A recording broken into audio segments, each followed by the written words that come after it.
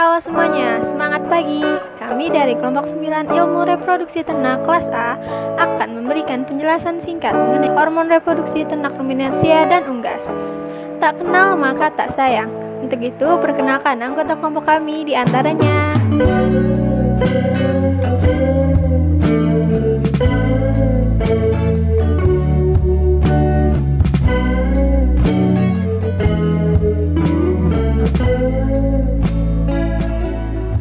Oke, untuk itu selamat menyaksikan. Assalamualaikum warahmatullahi wabarakatuh. Perkenalkan, nama saya Muhammad Yasin, NIM 282, akan menjelaskan tentang siklus reproduksi pada ternak ruminansia jantan. Pada ternak ruminansia jantan sendiri hanya memiliki satu siklus, yaitu siklus pubertas. Siklus reproduksi ternak ruminansia jantan sendiri dimulai dari ternak menerima sebuah rangsangan.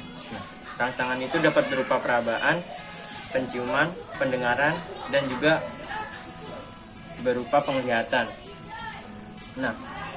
Dari rangsangan tersebut akan menuju ke hipotalamus. Di hipotalamus sendiri, rangsangan akan diterima dan akan mensekresikan hormon GnRH atau gonadotropin releasing hormone.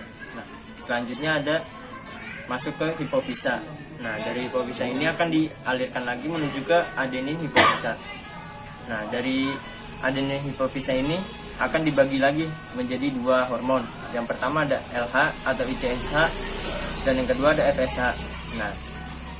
Hormon LH sendiri, hormon LH akan berfungsi untuk merangsang sel Leydig untuk menghasilkan hormon testosteron yang berfungsi sebagai penghasil seks sekunder serta libido pada ternak. Selanjutnya ada FSH. FSH adalah follicle stimulating hormone.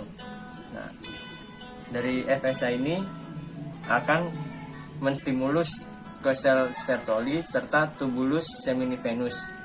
Di Sertoli sendiri nanti akan diberikan nutrisi kepada sperma. Serta di tubulus seminivenus adalah tempat terjadinya spermatogenesis. Terima kasih. Assalamualaikum warahmatullahi wabarakatuh. Perkenalkan, nama saya Muhammad Abdurrahman Hafiz. Di sini saya akan menjelaskan tentang siklus hormon reproduksi ruminansia betina. Siklus hormon reproduksi ruminansia betina diawali apabila ternak menerima rangsangan, maka rangsangan tersebut akan diterima hipotalamus. Hipotalamus kemudian mensekresikan GnRH yang kemudian dilanjutkan ke hipofisa. Hipofisa dalam siklus hormon ruminansia betina terbagi menjadi dua, yaitu adenohipofisa dan neurohipofisa.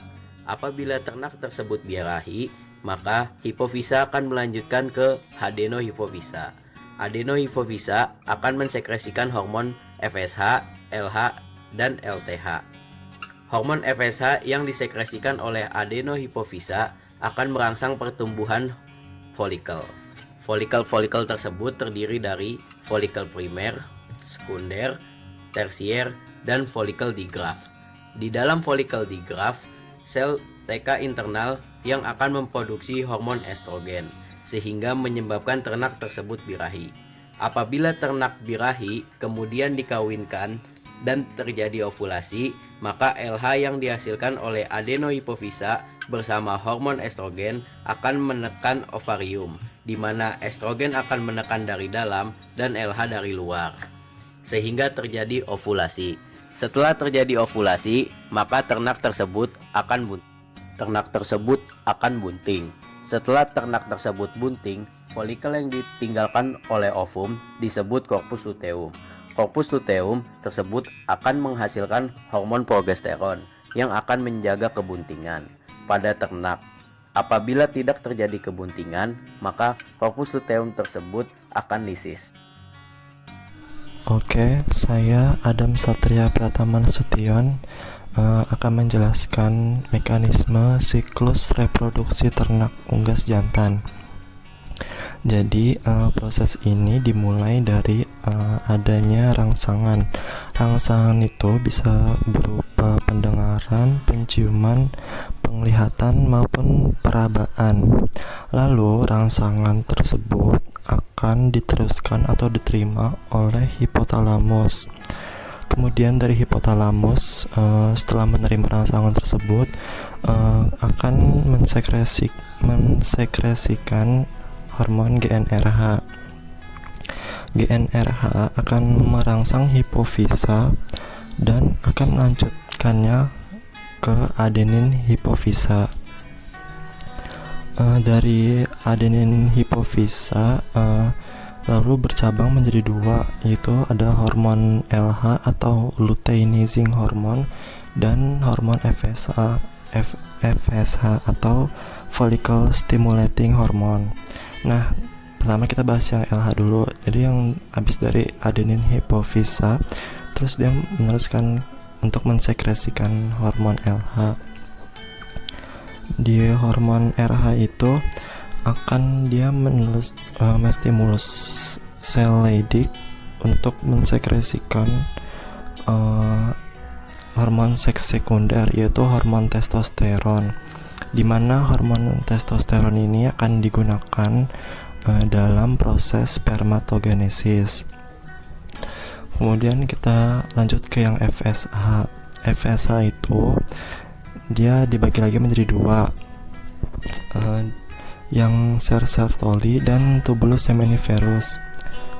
Di FSH itu pertama dia akan mensekresikan akan menstimulus sel Sertoli dan tubulus seminiferus sebagai tempat terjadinya spermatogenesis. Kemudian sel Sertoli akan memberikan nutrisi bagi sperma ketika terjadinya proses spermatogenesis.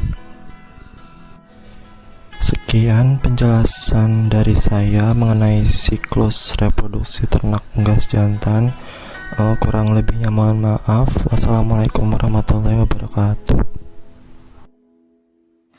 Jadi di sini saya akan menjelaskan mengenai hormon reproduksi unggas betina. Siklus reproduksi unggas betina diawali dengan adanya rangsangan. Rangsangan tersebut akan diterima oleh reseptor yang ada pada unggas, kemudian akan dikirimkan melalui sinyal-sinyal ke kelenjar hipotalamus yang ada pada bagian otak. Nah, kemudian kelenjar hipotalamus tersebut akan mensintesis GnRH atau gonadotropin releasing hormone. Kemudian GnRH akan merangsang kelenjar hipofisis untuk mensekresikan hormon-hormon reproduksi. Nah, kelenjar hipofisis itu ada dua. Yang pertama ada adenohipofisis dan neurohipofisis. Adenohipofisis dia nantinya akan mensekresikan 3 hormon, yaitu hormon FSH, LTH, dan LH. FSH atau follicle stimulating hormone akan menyebabkan ovarium membesar. Nah, ovarium tersebut akan mensekresikan hormon estrogen dan progesteron. Hormon estrogen berfungsi untuk merangsang pertumbuhan folikel, sedangkan hormon progesteron akan menjaga saluran telur agar tetap berfungsi dengan optimal. Ada LTH atau luteal trophic hormone. LTH tersebut akan berfungsi untuk memberikan sifat mengerang pada unggas. Kemudian yang ketiga ada LH atau luteinizing hormone. LH nanti akan berfungsi untuk ovulasi, pelepasan yolk atau kuning telur. Selain kelenjar adenohipofisis, yang kedua yaitu ada kelenjar neurohipofisis. Kelenjar neurohipofisis nanti akan mensekresikan hormon oksitosin yang berfungsi untuk proses keluarnya telur.